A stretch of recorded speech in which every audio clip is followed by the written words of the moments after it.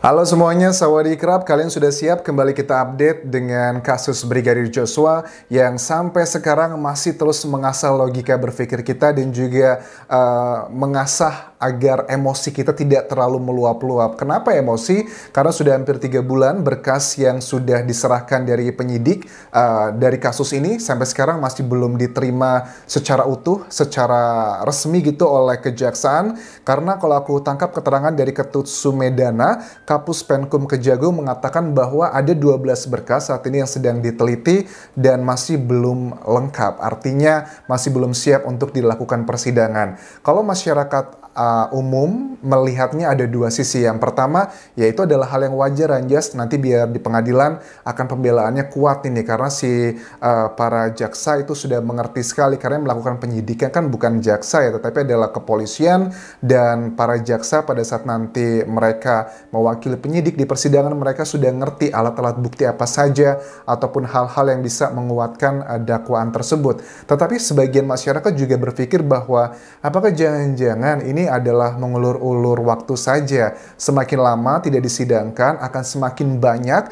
persiapan dari Putri Chandrawati beserta timnya menyiapkan senjata-senjata nanti untuk di persidangan. Karena Putri Chandrawati masih belum dilakukan penahanan, teman-teman. Ini adalah hal yang juga tersebar di media, di masyarakat, kita menganggapnya seperti itu. Kemudian di sini juga aku coba kembali cross check. Aku tadi bisa ngelihat rekaman lamaku ya dengan sumber istimewa yang beberapa kali sudah aku bahas. Sebenarnya sumber istimewa ini siapa, Anjas? Jadi sumber istimewa ini jujur aku sudah ngobrol dan chatting dengan orang ini itu beberapa bulan sebelum terjadinya pembunuhan Brigadir Joshua. Jadi aku sudah beberapa kali ngobrol dan ada beberapa hal yang kita bahas bersama dan itu juga sudah ada terbukti kebenarannya. Makanya walaupun aku secara pribadi yakin, tetapi saat aku berbicara di media massa seperti di YouTube ya, channel publik seperti ini, aku sebutnya adalah masih 50-50, teman-teman. Nah, pada saat aku masih inget banget di awal-awal pada saat Kadif Humas Polri ya, itu Irjen Dedi ya mengatakan bahwa ada dugaan klaim terbaru lagi bahwa adanya pelecehan di rumah pribadi di Magelang. Itu orang ini langsung dong sumber istimewa ini ngobrol sama aku secara pribadi. Ini kok bisa seperti itu gitu. Ini kayaknya ada deal-dealan aja nih. Ya, deal-dealannya itu adalah chatnya sekitar hampir 2 bulan yang lalu. Tetapi sekarang kita lihat-lihat sini kan banyak pengacara juga mengatakan dari Brigadir Joshua bahwa kalau seandainya si Putri Chandrawati itu ditahan, apakah mungkin ini adalah salah satu bagian deal-dealannya oleh Verdi Sambo, jangan sentuh istri saya, kalau istri saya kenapa-napa itu nanti akan ada kepentingan tersandra satu sama lain karena jabatan sebelumnya Verdi Sambo adalah Kadif Propam, polisinya polisi, punya daftar nama-nama oknum-oknum polisi yang nakal, itu menjadi kayak kepentingan tersandra. Itu kan baru kita ketahui ya sekitar sebulan terakhir ini. Tetapi dari sumber istimewa ini kita sudah ngobrol itu ya beberapa minggu setelah terjadinya pembunuhan Brigadir Joshua. Terus juga mengenai Sugeng Teguh Santoso, temuannya dari IPW ya, Indonesian Police Watch, yang juga hari ini kan datang memberikan penjelasan ke anggota Komisi 3 DPR RI ya tentang apa temuannya mengenai private jet. Ini adalah mengenai Brigjen Hendra Kurniawan. Nah, mantan Karopaminal Divisi Propam Polri yang mulai diangkat sejak 16 November 2020, kemudian dimutasi ke Yanma 20 Juli 2022, ini sebenarnya di awal-awal seminggu atau 2 minggu dari sumber istimewa, aku cek lagi chatnya, itu adalah sumber istimewa ini mengatakan bahwa si Brigjen Hendra Kurniawan ini adalah orang kepercayaan dari Verdi Sambo. Jelas mereka satu divisi juga. Dan Hendra Kurniawan ini adalah orang yang bertugas untuk memberikan kayak pejabat-pejabat di Polri untuk mendapatkan kayak ajudan-ajudan adalah bagian dia, teman-teman. Nah, sumber istimewa juga ini mengklaim bahwa ada banyak anggota polisi lainnya yang sangat tidak suka dengan kelakuan Brigjen Hendra Kurniawan. Dugaannya seperti itu. Kenapa tidak suka?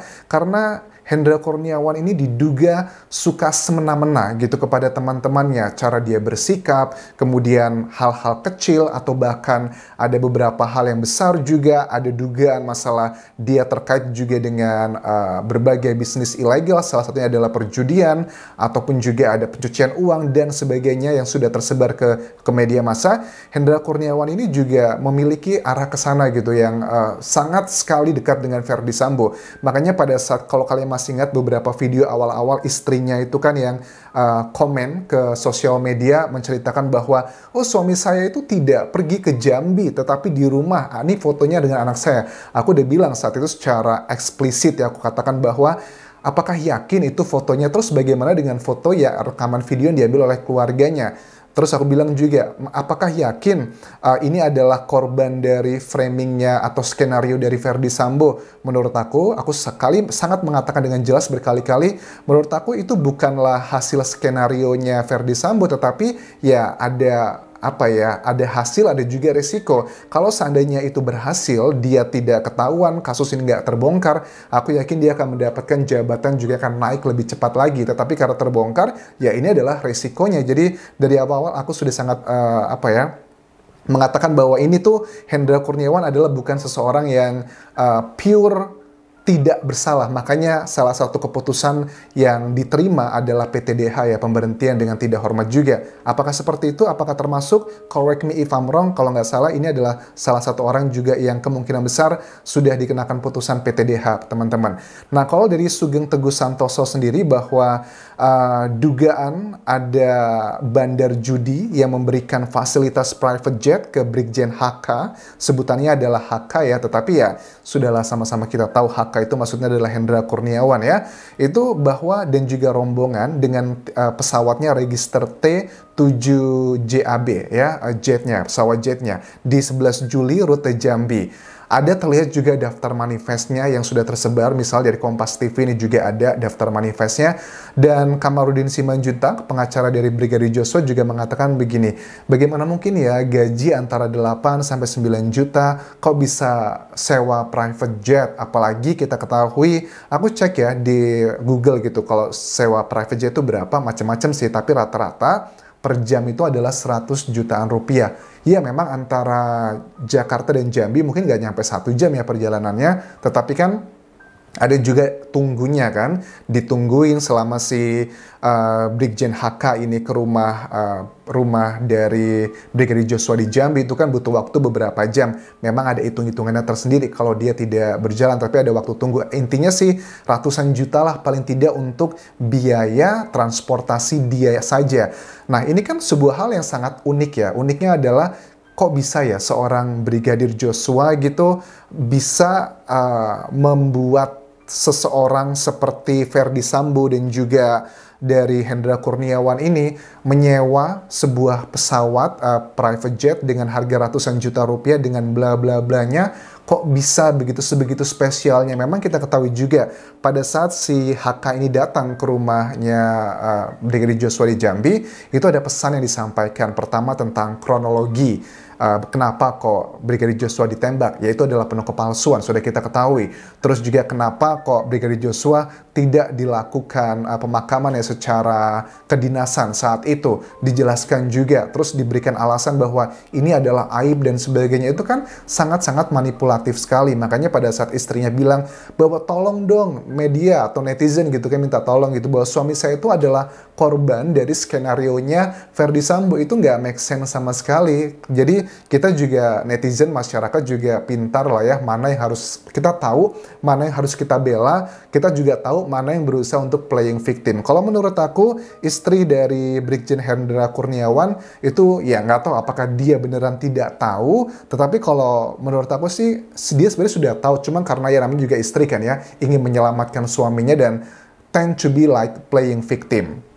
Nah, terus ada beberapa hal, misalnya sumber istimewa ini lagi teman-teman, pada saat di 20 Juli 2022 ada sejumlah perwira dan juga anggota polisi kan dimunculkan kayak telegram ya dari Kapolri yang dipindahkan atau dimutasi ke Yanma. Yanma itu adalah sebuah posisi yang fungsinya itu hanya untuk urusan internal kepolisian aja ya, bersih-bersih atau menjaga pos dan sebagainya.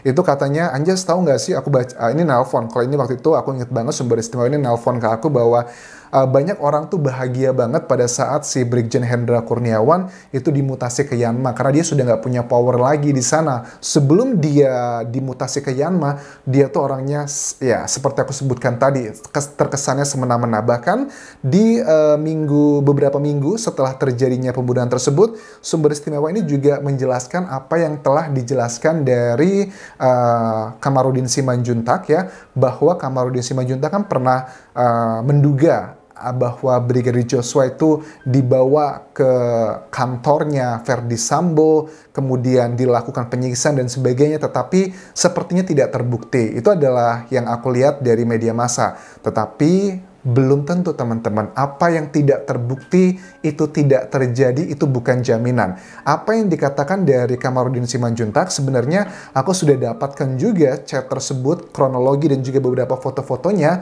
dari sumber istimewa ini beberapa minggu sebelum itu muncul di media massa. Tetapi tidak aku sebutkan hanya menggunakan dugaan-dugaan, tetapi kenapa aku tidak mengatakan tersebut? Karena memang kalau aku lihat dari CCTV, data-data yang bisa aku dapatkan dari online artikel atau semuanya, memang agak kecil kemungkinan untuk terbukti ke sana. Tetapi kalau secara logika, aku sangat yakin sekali bahwa kalau seandainya tidak terbukti, belum tentu pun itu tidak terjadi.